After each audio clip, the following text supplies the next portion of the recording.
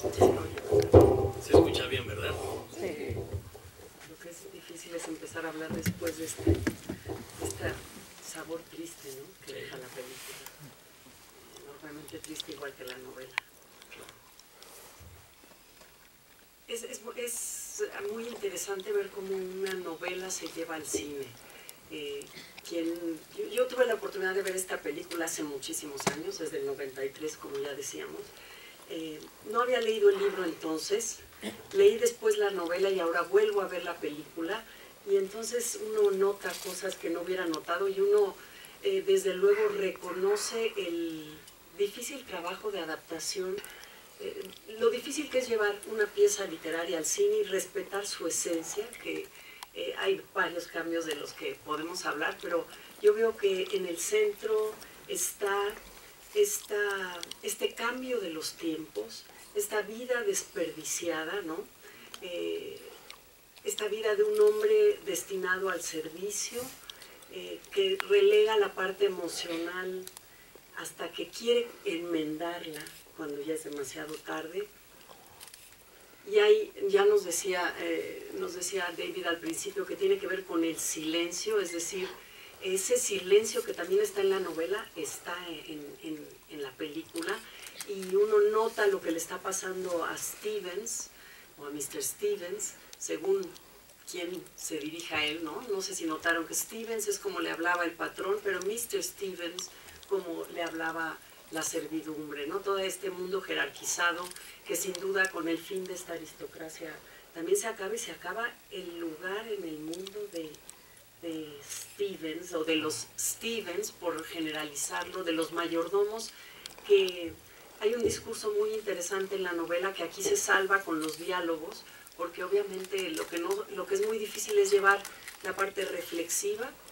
La novela está toda contada desde el punto de vista de Stevens, él habla en primera persona, casi da la impresión de que durante este viaje que vemos que emprende desde el principio, llega a los sitios y después de una jornada y de ciertas apreciaciones del paisaje, empieza a recordar, y casi pareciera que lo está escribiendo. Nunca se hace una alusión directa al hecho de la escritura, pero pareciera que va recapitulando el viaje al encuentro con Miss Kenton, ¿no? A esta luz que él parece buscar en este momento de su vida, y mientras viene el pasado. Y hay una reflexión sobre el oficio del mayordomo constante, en donde Stevens se pregunta sobre la dignidad. Aquí en la conversación con el padre, ¿no?, en esta escena, vemos que él se trata de decir todo el tiempo dónde está la esencia de su trabajo, del oficio que ha desempeñado en la vida,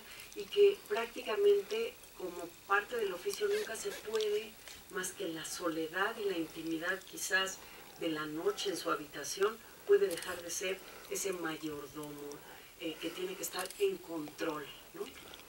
A mí lo que me impresiona de esta película es su elegancia, digamos, ¿no? Es como reflexionar en la personalidad del mayordomo en la película. La película es milimétrica, no es excesiva, no se desbalaga en emociones, ¿no? Estos momentos increíblemente profundos de dolor, de tristeza, ¿no? La cámara sostiene la secuencia y corta en el momento adecuado, no permite, ¿no?, que la emoción nos arrebate.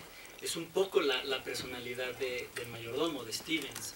Y hay un par de secuencias o de momentos en la película que son maravillosos, que es la presentación del personaje cuando toma el pan que está más tostado de lo que debería de estar y lo guarda. Y es impresionante cómo en una sola secuencia, en una sola escena, el director nos plantea la personalidad del personaje, ¿no? O sea, cómo no tiene que narrarnos, no tenemos que entrar a la historia para saber lo que estamos viendo. Con esa secuencia sabemos perfectamente a quién estamos viendo. Es muy elegante. Y luego tiene otro momento donde él está midiendo con una regla la posición del vaso o de las copas. Y él está increíblemente seguro de sí mismo, ¿no?, midiendo las copas con una leve sonrisa en el rostro, porque está haciendo justo lo que mejor hace. Y la película es así, es milimétrica. La película no se equivoca en ningún plano. Hay igual y no quiero ser tan técnico, pero hay momentos en la película donde está Stevens a punto de abrir la puerta y el contra de la toma es el ahijado saliendo. Es increíblemente elegante, pues, porque nadie nota, ¿no?, que las transiciones de tiempo están sucediendo milimétricamente, ¿no? Entonces, creo que el punto, digamos, a mí lo que más me gusta es el manejo del tiempo, efectivamente, y este ejercicio tan elegante, tan preciso en la puesta en cámara. Y además el contraste de los dos personajes, ¿no? Esta Miss Kenton, Sally, espontánea, que es capaz de bromear, de molestar, incluso al final aquí no es tan claro, pero en la novela hay una verdad en la que parece aterrizar el personaje, que tiene que ver con su capacidad de bromear. Cuando llega el nuevo dueño de Darlington Hall, que aquí es Mr. Lewis, pero en la novela no es Mr. Lewis, y ahorita me gustaría hablar de eso, porque me pareció un agregado del guión a la novela original que da incluso otra lectura. ¿Pero qué estaba yo diciendo? El agregado del guión. La señora Kenton, ¿no?, se permite estas bromas. Exacto, incluso cuando llega el señor Faraday, que es en la novela, le hace bromas a Stevens. Y Stevens le dice, perdone, no le entiende, no le capta. Incluso se decide que va a leer cosas, así como aquí vemos que lee novelas sentimentales dice él que para poder usar el idioma. Dice que va a leer novelas donde la broma sea parte de lo que ocurre, porque eso hasta el final, quiere hacer su mejor esfuerzo con el nuevo amo, pero al final en la novela también, en una escena que no está aquí, y que me parece también esencial en la novela, y que habla cuando vemos que están, me da por decir Emma Thompson, pero es Sally el personaje, Miss Kenton y él en este muelle amarillo, cuando acaban de ver las luces, eso ocurre en la novela con un hombre mayor, al que aquí en la novela, esta fase contenida de Mr. Stevens, o del señor Stevens, se quiebra. Hay un momento en donde, que aquí casi no es visible, o es más sutil todavía, en donde de plano, después de que vio a Sally, hay un momento en que siente deseos de llorar y los ojos se le humedecen, y un hombre mayor, ahí en donde ellos dos están, pero en la novela están él, y aparece este viejo y le dice, ¿qué le pasa, hombre? ¿Qué le pasa? Entonces empiezan un diálogo donde Stevens acaba diciéndole, yo no he entendido lo del equívoco, que aquí es muy importante, la idea de haberse equivocado y haberlo admitido. Y por otro lado dice, en la vida hay que bromear más.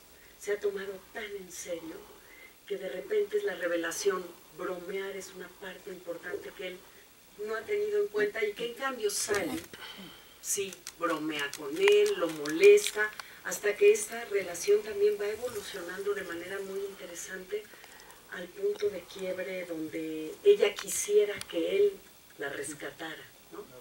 Ella todo el tiempo está pidiendo una palabra para no tenerse que ir con el señor Penn, ¿no? Sí, que parece como este reto, ¿no?, que ella está imponiéndose o gritándole, o pidiéndole que se comuniquen, y no lo logra, ¿no? Él es inamovible en ese aspecto. También mencionar que la película está llena de detalles. Ahorita mencionas esto en el libro, ¿no?, que apenas se le humedecen los ojos. En la película hay grandes momentos que podríamos decir que se oye que se rompe un cristal, pues, ¿no? Cuando le dan la noticia a ella que acaba de aceptar que se va a casar, ¿no? Es una pausa milimétrica otra vez, pero con un poder y una potencia actoral que hace que tú entiendas cómo su mundo se está quebrando, y que no tiene ningún recurso sentimental para decir nada, ¿no? Poco tiempo después, el único rompimiento que tiene él emocional es que se le cae una botella de vino, algo impensable en su, ¿no? En su exactitud, en su trabajo, pues, ¿no? No, ya vimos qué botella de vino, ¿no? Algo que no debía ocurrir. Pero ni de cerca, y además le ensucia los zapatos, que es un detalle que no se alcanza a ver, ¿no? Hubiera sido increíble ver que también lo manchan, pues, ¿no? O sea, que no es nada fácil para él estar en esa situación, y cuando sube la escucha llorar. Y la única posibilidad que tiene, el único acercamiento que tiene con ella cuando la ve llorando es, está sucia la gaveta de la cocina. Pero en realidad es su universo emocional, o sea, es la única manera en que le estás diciendo, estás bien, no te preocupes, todo va a estar bien, pues, ¿no? Lo que pasa es que no conoce o no tiene esa manera, y se refleja mucho con la relación del padre, pues que es una relación que en México es muy común, digamos, es fácil ver la relación padre-hijo, como nada más hay dos momentos de contacto real, que es cuando el padre está enfermo, que le confiesa que la madre le fue infiel y que la dejó de amar, y Stevens le pone los dedos así en la mano, nada más. Y es un plano igual, milimétrico, justo en tiempo para que entendamos la distancia que hay y el problema real de comunicación o de intimidad que hay en estas dos personas. Y cuando fallece, que es que le pone como el dorso, ¿no?, de la mano en la frente y luego se la mira, que es brutal, ¿no? Y eso nos plantea quién es el personaje que estamos viendo, que al final, durante la lectura de la novela, uno puede ir descifrando al personaje, puede ir conociendo mucho de su universo emocional, pero en la película no tenemos ese discurso, no sabemos lo que está pensando. Ese es uno de los grandes retos de la adaptación del universo literario de la novela al cine, que uno no puede poner en pantalla lo que el personaje piensa, salvo que la película esté llena de voz en off. Y en estos dos momentos que tú señalas, es interesante cómo no va a expresar sus pensamientos, pero los otros le dicen, en las dos ocasiones le preguntan, ¿le pasa algo? El mismo, y le dice, y siempre dice él, estoy cansado, o de antemano dicen, está muy cansado, y entonces sí, supongo que sí, ¿no? I suppose so. Y son los dos momentos en que trae la cabeza en otro lado. Sí, se ve el tren de pensamiento en el personaje, ¿no?, que está completamente desconectado de la situación y está en otra cosa. Y ahí es algo, creo, ¿no?, digamos, también es un poco de interpretación, está completamente abierto. Pero son los dos jóvenes, ¿no?, digamos, los dos personajes más jóvenes son los que impactan este mundo aristocrático, y son los dos personajes que impactan el mundo emocional de todos los que están en la mansión, que es el ahijado y es el diputado, el señor Luis, que al final, ¿no?, creo que por eso la decisión, sería difícil, ¿no?, o muy aventurado decirlo, pero creo que por eso la decisión de mantenerlo a él como dueño de la casa, pues también para vincular un poco y cerrar y hacer completamente circular la historia de cómo él se reencuentra en ese sitio, pero ahora con el nuevo pensamiento, digamos, ¿no? Pero fíjate que a mí me pareció eso de lo más extraño, porque vemos a Christopher Reeve, ¿no?, Christopher Reeve de antes del accidente, y el Christopher Reeve o el señor Lewis que se para y que dice que es un amateur, y en la novela es una escena muy violenta y desagradable, es una escena políticamente incorrecta, y se vuelve una persona no grata.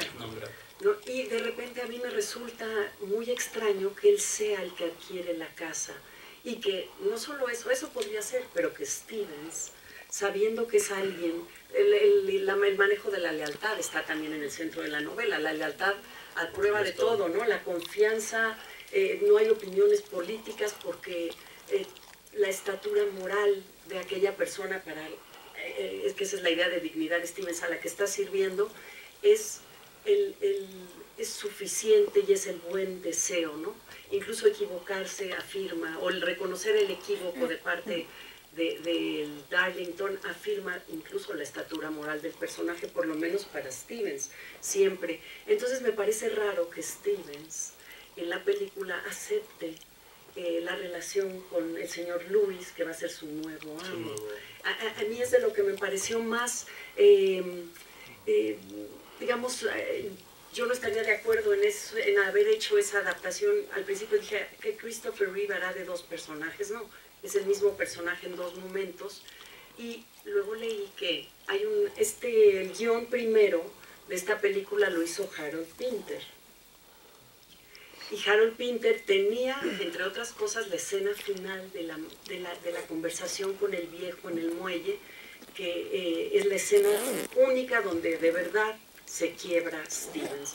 Y él se molestó cuando rehicieron el guión, no recuerdo el nombre de la mujer que lo rehace, Judith, y pidió que no apareciera su nombre. Harold Pinter dijo que no aparezca, porque de alguna manera está su huella, pero él dijo que no quería, porque no estaba de acuerdo con los cambios que se habían hecho.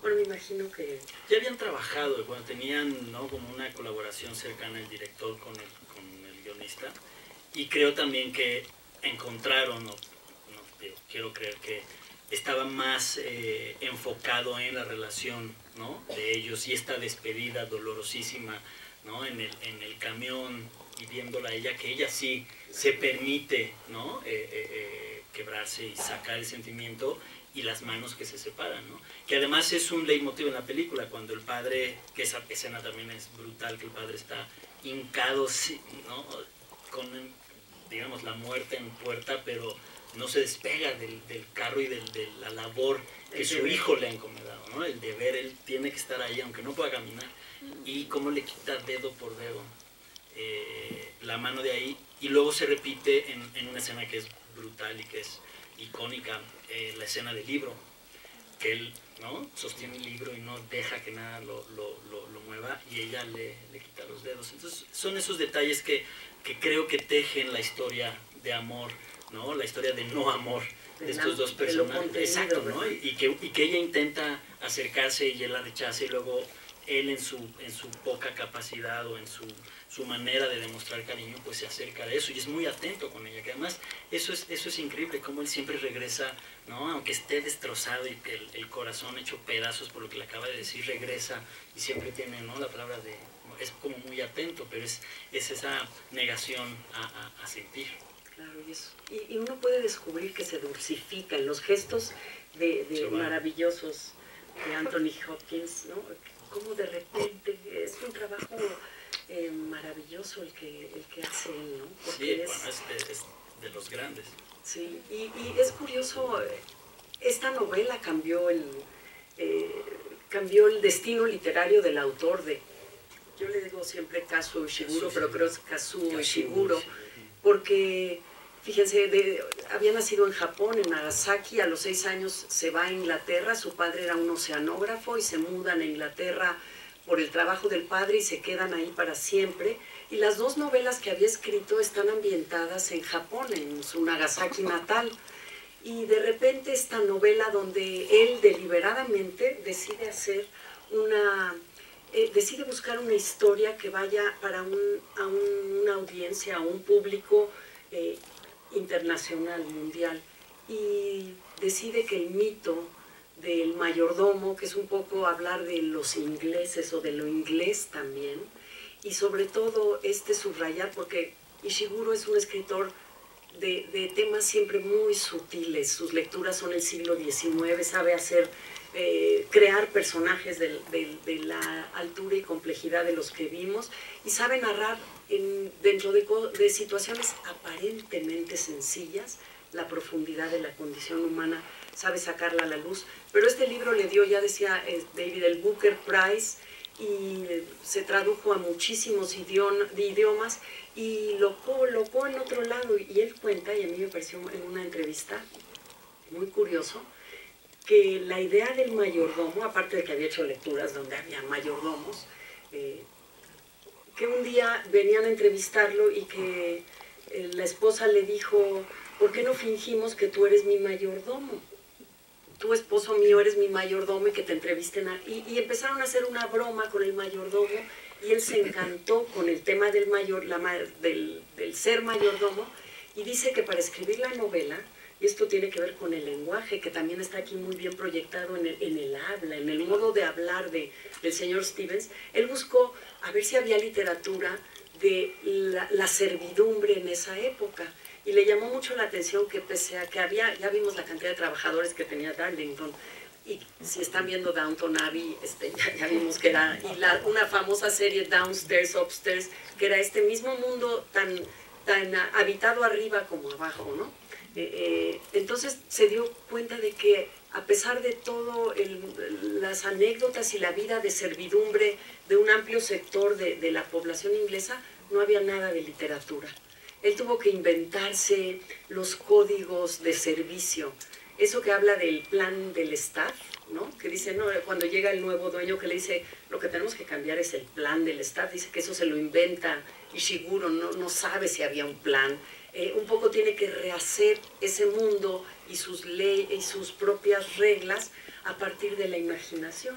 Y el modo de expresarse de Stevens, que además a veces es muy impersonal y usa el uno no sé cuántos, one doesn't know, esta manera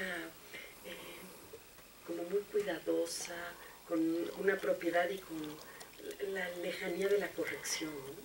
Ahí están en los diálogos. Y es increíble ver, por ejemplo, ¿no? En este momento, esta secuencia de montaje donde suceden muchas cosas y se ve la labor de la servidumbre, cómo se ven las campanas, cómo plancha el periódico, ¿no? Como todos estos detalles con los que él elabora el universo de la servidumbre, y que al final, hacia abajo, ¿no? Lo que mencionas del arriba y al abajo, pues es exactamente igual, pues, ¿no? Mientras estaba el Lord con todos sus invitados, ahorita me acuerdo de la escena esta donde humilla el amigo, ¿no? Que le empieza a preguntar, pues ahorita hablamos de esa que es terrible, pero cómo Stevens es el Lord dentro de su espectro, pues, ¿no? Y cómo tiene el mismo trato hacia la servidumbre que tienen digamos, el amo y su gente para con él, pues, ¿no? O sea, cierto privilegio con su mano derecha, que es Emma Thompson, y cómo se relaciona con los otros personajes. A mí me gusta cómo está hilvanado y cómo está tejido. Hablabas de la complejidad del personaje en literatura. Aquí es impresionante cómo son dos personajes tremendamente complejos y que se van acercando, ¿no? Y que van tocándose poco a poco con muchas circunstancias que los rodean. Cómo ella lo reta con el padre cuando el padre se equivoca con el chino, y ella en realidad lo que está haciendo es como darle una demostración o darle un pequeño merecido para que entienda que su padre ya no está en edad de hacer esas labores, pero tampoco para ella es fácil decirlo. Y también lo curioso bueno, no lo curioso, ella está justo en medio como de la generación, porque luego llega esta ama de llaves, bueno, perdónenme, esta mucama, ¿no? La joven, y ella está en medio, y ella está como, o sea, está muy cerca de Stevens en ese pensamiento, en esa estructura de servidumbre, pero también está muy cerca de ella, pues, ¿no? Y tiene esta sensibilidad de decirle, te vas a decepcionar, pero y al final ella repite como esa historia, ¿no? Ella se casa, deja todo, y ella es la que se decepciona. Entonces, lo curioso es que no es un juego de edad, no es un juego de generación, pues, ¿no? La mucama está perdidamente enamorada, y cuando ella acepta casarse, pues ella sufre esta decepción, y por eso le está pidiendo constantemente que la rescate con estas cartas, ¿no? Lo que sí es un juego de generación es el lugar que va a tener el mayordomo en una nueva sociedad que ya no lo requiere, ¿no? Claro. Y sí es muy interesante lo que decías del entramado y de esta escena de la humillación, de lo que la gente común piensa de los grandes temas, como en la novela y en la película estas anécdotas están metidas muy a cuento de lo que va ocurriendo en el presente narrativo, que es este viaje para encontrar a Miss Kenton, y cómo después de la escena ahí en el bar, donde él tiene que fingir que él es el gentleman, ¿no? Él no es el mayordomo, sino él es el dueño del coche, el dueño del castillo, y empieza a haber opiniones sobre la democracia, ¿no? Sobre, o sea, una actitud democrática, y eso lo lleva a ese momento en que se le pide su opinión, y él dice, no puedo ser de asistir, además de esta manera muy elegante, ¿no? No puedo ayudarle con este tema, ¿no? 3 veces, que es terrible, ¿no? Pero ya es el momento del cambio, ya está pasando, ¿no? Sí, él sabe que lo están humillando, pero él se resiste, ¿no? Y el deber es antes que todo, y él sabe lo que está sucediendo, sabe que es objeto de humillación, pero no hay manera de que él se mueva de esa posición. Y bueno, ya después el juego, la broma que hacen esto, y como él, millones, ¿no? Que plantea una idea de esta aristocracia prepotente y alejada de lo que estaba sucediendo en un país entrando a guerra y que venía saliendo de una guerra. Claro. ¿No? Y que esta aristocracia no sé si la palabra se moderniza, pero esta aristocracia no entiende lo que está sucediendo en ese momento, y por eso ellos se quedan con ese lastre y siguen teniendo, ¿no?, 18 mucamas, toda esta servidumbre, mientras el país avanzaba de otra manera, que está reflejado en la película con el ahijado, que el ahijado es un cazanoticias, pero en realidad es un tipo más apegado o más cercano a lo que está sucediendo en ese momento. Claro, que lo matan en la guerra. Paradójicamente lo matan en la guerra. Claro. Y es curioso cómo el padre representa todavía digamos, la mayordomo. Bueno, cuando ser mayordomo todavía no estaba cerca de este momento en que la sociedad iba a cambiar. Y hay una anécdota en la novela muy interesante, así como la del tigre, que es graciosa, porque de alguna manera el padre que cumple su deber de todos modos es más capaz de decir, de expresar lo que siente, ¿no? Quizás, pero es más salvaje en su manera de hablar inglés, menos refinado, ¿no? Representa, pero para el hijo representa, mientras lo está recordando cuando leemos la novela, representa la lección de dignidad, porque recuerda que el padre contaba que una vez iba manejando un coche y tenía que llevar a unos amigos del señor al que servía en el coche, y estos cada vez se emborrachaban más y empezaron a despotricar de su patrón, hasta que de repente, tenía que mantener la compostura, pero llegó a un límite, y de repente se frena y les dice que se bajen, por favor, ¿no? Esto lo cuenta Stevens como admirando a su padre, porque su padre ponía la lealtad por encima de todo, pero podía tener una reacción que él no puede tener. Exactamente. Y también en la película se siente, ¿no?, en pequeños diálogos, en pequeños momentos de relación, porque digamos, en la película la servidumbre se ve como de fondo, digamos, ¿no? Casi siempre la cámara está puesta en estos dos personajes. Pero este momento cuando Steven se escucha que le habla de tú o le habla por el nombre de Pila, ¿no?, ahí se siente la cercanía o la facilidad que tiene el padre de acercarse con su igual, ¿no? Y él no. Entonces le prohíbe tajantemente a la señorita Campbell que se dirija, que le hable, ¿no?, con su nombre cristiano. Y por eso mismo, pues, ¿no?, porque a él le cuesta muchísimo trabajo relacionarse así. Y algo que yo noté en la película, que no lo había notado, es que las campanitas del servicio se oyen todo el tiempo. O sea, se oye como que alguien se está solicitando el servicio. Siempre están ahí sonando. No son las de la escena cuando las vemos de dónde llaman, pero ahí están sonando, ¿no? La atmósfera es algo... Bueno, además la idea también de mirar por las ventanas hacia los jardines, que normalmente es un momento contemplativo y los personajes pueden decir y pensar otra cosa, ¿no? Es cuando Emma Thompson le advierte algo de su padre con cierto candor, cuando advierte que miró a la otra muchacha y le revela, o sea, ese mirar por la ventana es como un permiso distinto de ser, ¿no? Sí, él pocas veces se ve afuera, de hecho. Hay una tal vez, digamos, no lo podría decir con precisión, pero debe haber una o dos secuencias donde él está fuera de la casa, él está todo el tiempo adentro de la casa. Y esto que mencionas de la ventana, hay un momento precioso, además el plano es divino, cuando el padre le dice, no fui yo, fueron las piedras, tendrías que arreglarlas. Y luego el padre va y pisa las piedras, y ella lo está viendo, y luego llega él y se detiene, ¿no? Y los dos están viendo al anciano, al padre, y es un momento, digamos, igual y peco de emocional, pero que te pone la piel chinita, pues, porque él está viendo a su padre, a la imagen, al deber ser, al ideal, ¿no?, que él sueña con ser así, en plena caída, pues, ¿no? Ya no sirve, pues, ¿no? Es inservible para el servicio, algo que para él está prohibido. Y si mal no recuerdo, esa es la foto con la que aparece la película, ¿no? El cartel. El cartel. O sea, sí, el perfil de él, de él. y ella está un poco atrás y los dos miran hacia afuera. Me parece que ese es el momento, es lo que yo recuerdo. Digamos, también el ejercicio actoral de Anthony Hopkins es brutal. Él viene de ganar el Oscar por Hannibal Lecter, ¿no? Un personaje completamente distinto, y se reinventa y se pone en otra situación y hace un trabajo fenomenal.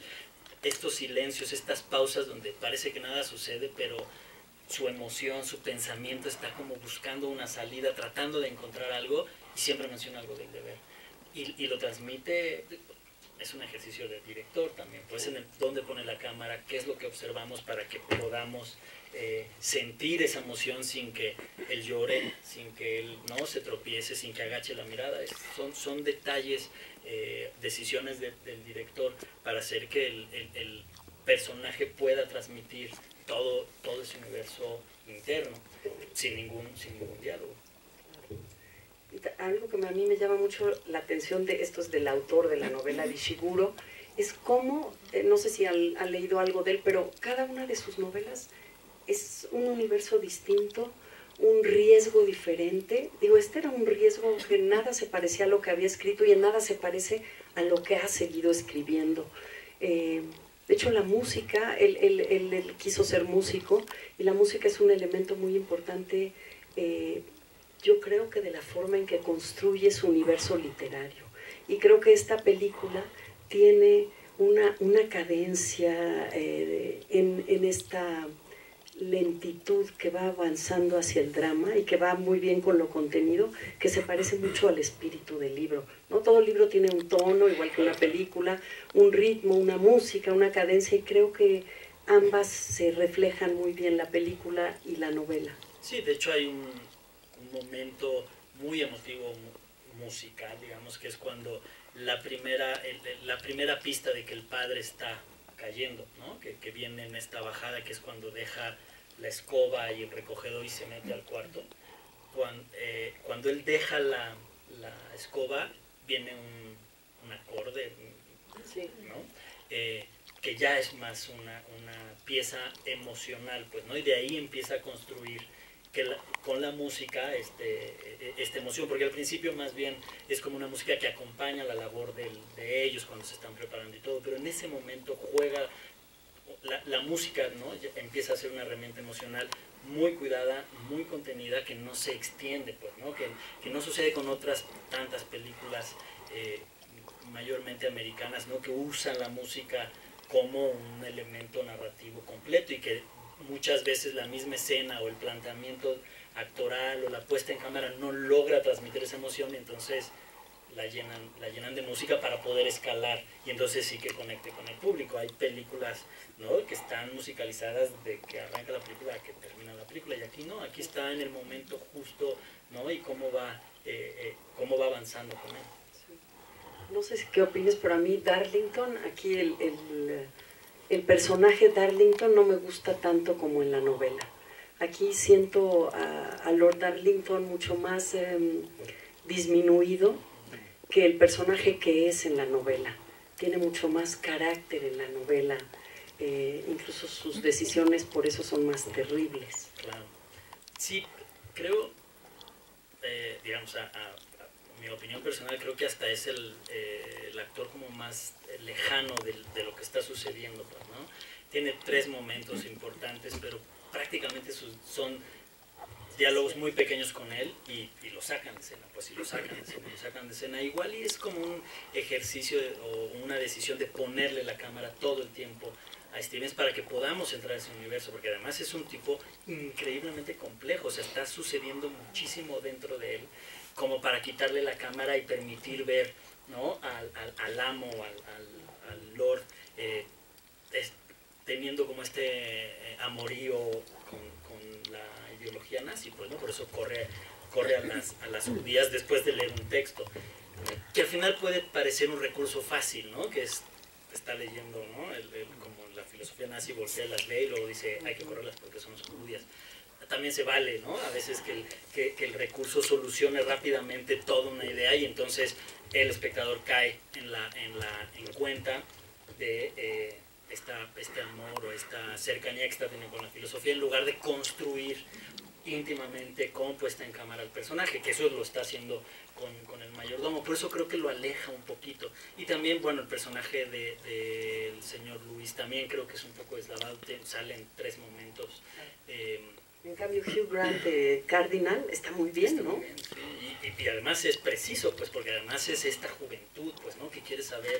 Y además lo reta y le dice, está preguntando como su nivel de pensamiento, que le dice, ¿no te molesta que el amo, el nivel de admiración que tienes por una persona que tendría que tener una moral alta, se está equivocando? O sea, a mí ¿no? Él le dice, a mí me preocupa, y a mí me gustaría decírselo, además estoy muy borracho, pero digamos, está como con un confidente, pues, porque sabe el nivel, que los dos son igual de cercanos, nada más que unos, ¿no? Parte de la servidumbre y el otro es el ahijado, pero sabe que están en la misma posición y se lo hace ver, y el otro, ¿no? Está también con un tren de pensamiento distinto, pensando en otra cosa, le acaban de decir una noticia, y prefiere salirse como siempre, ¿no? Evadir el momento real donde tiene que reflexionar o ver lo que está sucediendo, y prefiere como escudarse en la labor, en el deber y ya. Ahora, algo que sucede muy distinto en la película, digamos, siempre me imagino, es que el punto de vista en la novela solo podemos saber lo que realmente vio, supo o escuchó Stevens, y no donde no estuvo. Por ejemplo, esta escena de Sally con el señor Ben, en la cantina, ¿no? En la cantina, cuando le dice que se vaya con él, eso no lo leemos, nunca aparece el señor Ben. Exacto. Aparece lo que sabe el señor Stevens porque le llegó ella a contar, pero no hay una escena ni del señor Ben con Sally en el hotel antes de ir a... Eso no es el universo de la novela, porque la novela es Stevens hablando de lo que vio, supo o escuchó. Creo que es necesario y funciona muy bien, sí, ¿no? Digamos, como crearle la historia a ella, la historia de escape, porque ella en realidad no sé, se puede sentir como estática, como atrapada, y en esta decisión visceral de no poder comunicarse, porque ella también empieza a tener como este cierto amor hacia Stevens, ¿no? En una decisión igual y visceral y de un arrebato, le dice que sí a este hombre, que además es una puesta en cámara muy académica, pues, ¿no? Pero funciona, que es curioso, que cuando él la quiere besar y le empieza como a acosar y la orilla bueno, primero le compra más cervezas, ¿no? Y luego inyectarle una botella de Bacardí para que le dé un beso. Y luego la acerca a la pared y la cámara lo pone a él muy poderoso, ¿no? Y ella está disminuida ante esta imagen, que ella está vulnerable porque no puede comunicarse con la persona que realmente ama, ¿no? La situación, la edad, la situación en la que se encuentra. Habla en un momento de que ella en realidad no se va porque no tiene a dónde ir, y eso le aterra, ¿no? La soledad, el miedo a estar sola, y de repente este hombre se le pone encima así y dice, y cede, y dobla las manos, y después, como en un acto como de revancha o de enojo hacia ella misma, va y le dice lo de la nariz, pues, ¿no? Y se lo ofende, ¿no? Como diciendo, tú tienes la culpa de que yo aceptara a este tipo, pues, ¿no? Y funciona muy bien. Y bueno, ya después viene el remate, ¿no? Que además él tiene una gran ventaja, esta película, que las secuencias están hechas, son muy redondas, y entonces remata cada secuencia perfectamente bien e inicia la que sigue, ¿no? Que eso es muy complicado de hacer, y que en esta película permite que el personaje se construya en la puesta en cámara. El director, prácticamente todas sus películas son adaptaciones. Él es un director que trabajó muchísima novela, y tiene un pulso, ¿no? Para encontrar la novela. Hay directores que nunca lo logran, pues, ¿no? Que es muy, muy complicado encontrar el tono de la novela y cómo ajustarlo a cámara, pero a él le sale increíble. Por eso esta película curiosamente no ganó ninguno de los Oscars a los que estuvo nominados, porque la hizo pedazos la lista de Schindler, por muchas razones, pues, ¿no? Pero la película tiene unos valores cinematográficos altísimos, de verdad altísimos, pues, que sí la ubican en el cine que se tiene que revisitar de vez en cuando. Y también al escritor lo acerca al cine. Después de este trabajo de adaptación, él hace 2 guiones directamente para películas y luego le adaptan otra novela hace relativamente. La de Nunca me abandones, ¿no? Exacto. Y además, bueno, ha compuesto canciones para jazz y todo, Sí. Ishiguro es como muy versátil. Pero sí, esta película han pasado más de 20 años, ¿no? Y yo no la sentí envejecida en ningún sentido. Tiene No sé. un ritmo, digamos, Difícil. no, digamos, a mí me gusta, pero ahora con todo el nuevo lenguaje, las nuevas plataformas, ¿no? Como el nuevo discurso visual que hay, creo que a mucha gente se le podría hacer lenta.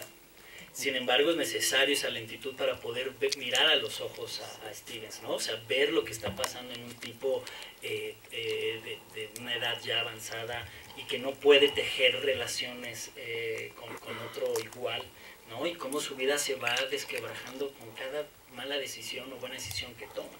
Y la única manera es observando, que es el ejercicio de la literatura, que la literatura, ese gran universo que tienes, que el poder de observación a la hora de estar leyendo, pues, ¿no? Uno puede observar qué piensa, qué siente, cómo actúa, cómo reacciona un personaje, y en el cine tienes 90 minutos, 2 horas para hacer exactamente el mismo ejercicio, y ahora el recurso que se ha encontrado pues es muy, muy rápido. No sé si la palabra es ágil, pero puede ser como a veces que atropella, ¿no? A los mismos personajes, y aquí es muy cuidadoso, ¿no? El mismo inicio, este plano que va siguiendo los coches que van llegando, es un plano lento, ¿no? Que sitúa el lugar, ves la mansión, ves la carpa, vas a llegar a esta venta de todas las obras, y luego cómo construye, ¿no? ¿Cómo se llama? La subasta de las obras, muy cuidadosa, muchos planos, muchas reacciones, y en realidad uno no sabe lo que está sucediendo. Que eso no, la subasta no existe en la novela, pero hay una frase maravillosa en la novela que no está recuperada aquí, pero, o a lo mejor está ahí, se me fue, no sé, a lo mejor ustedes lo recuerdan. El paisaje, una de las observaciones que hace Stevens, que además se da la libertad de viajar, él no ha salido, de repente dice, ¿cómo me gusta esta campiña inglesa? Porque es un paisaje que no tiene contenido, que no es dramático, que es suave, o sea, está hablando de él mismo, ¿no? El paisaje lo está entonándose con el paisaje y leyendo el paisaje como leyéndose a sí mismo. No quiere exabruptos emocionales, no los ha querido, no ha podido tomar una decisión cuando había que tomarla, que yo creo que es el momento y esa escena maravillosa, cuando ella regresa la primera vez de su día que salió y le dice, no he decidido todavía, pero ya me propuso matrimonio, ¿no? Pero todavía no decido. Ahí es como, ahí es la invitación a que haga algo, ¿no? Sí, y no lo hace. Y jamás lo iba a hacer, pues no. ella lo sabía. Yo creo que es una gran película y muy disfrutable, y a lo mejor valdría la pena que ustedes se unan a la conversación, a lo mejor alguien quiere